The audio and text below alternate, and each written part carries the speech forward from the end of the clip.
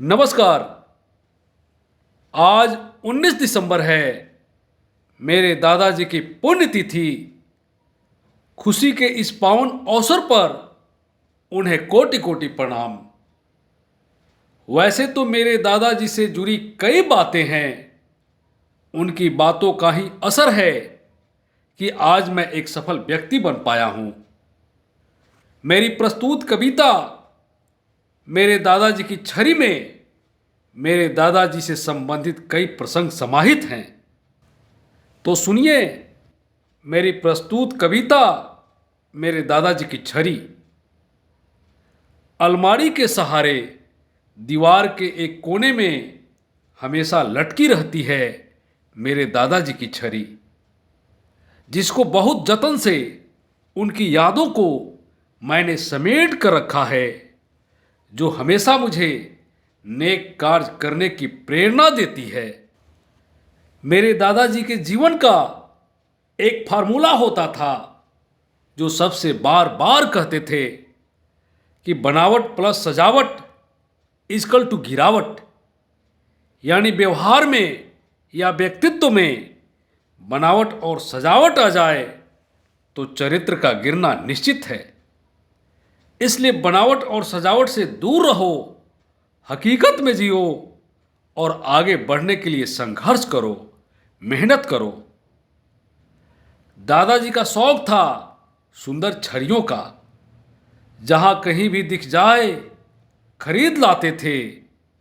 झाड़ पोंछ व चमकाकर रखते थे संभाल कर। और सुबह शाम उनकी छड़ी हम बच्चों को अनुशासन का पाठ पढ़ाती थी। उनमें से एक था, जीवन में 3 चीजें जरूर हासिल करो: विश्वास, संतोष और स्वास्थ्य। पहला विश्वास। विश्वास से संबंध मधुर बनता है। दूसरा संतोष।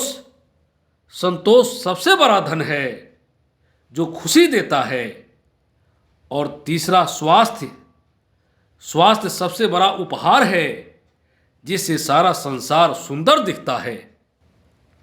हमारे कामों से जब कभी खुश होते थे दादाजी, तो अपनी छड़ी से मेरी पीठ पर धीरे से मारते थे और कहते थे, बहुत खूब।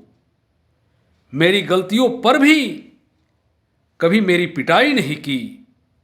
किस्से कहानियों के द्वारा खेल खेल में पढ़ने की नई नई तरकीब सिखाते थे।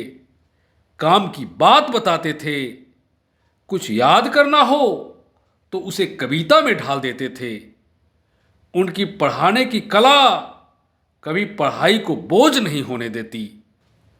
वे हमेशा इस बात पर बल देते थे कि इस दुनिया में 2 चीजें हैं, सच और झूठ, न्याय और अन्याय, धर्म और अधर्म, राम और रावण, कृष्ण और कंस। जो व्यक्ति सत्य, न्याय और धर्म का साथ देता है वह राम और कृष्ण बन जाता है। और जो व्यक्ति असत्य, अधर्म और अन्याय का साथ देता है वह रावण और कंस की श्रेणी में आता है। आज दादाजी नहीं हैं, पर उनकी छड़ी हमेशा उनके होने का एहसास कराती है।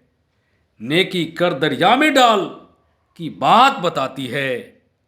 मेरे दादाजी की छड़ी हमेशा मेरी राह दिखाती है।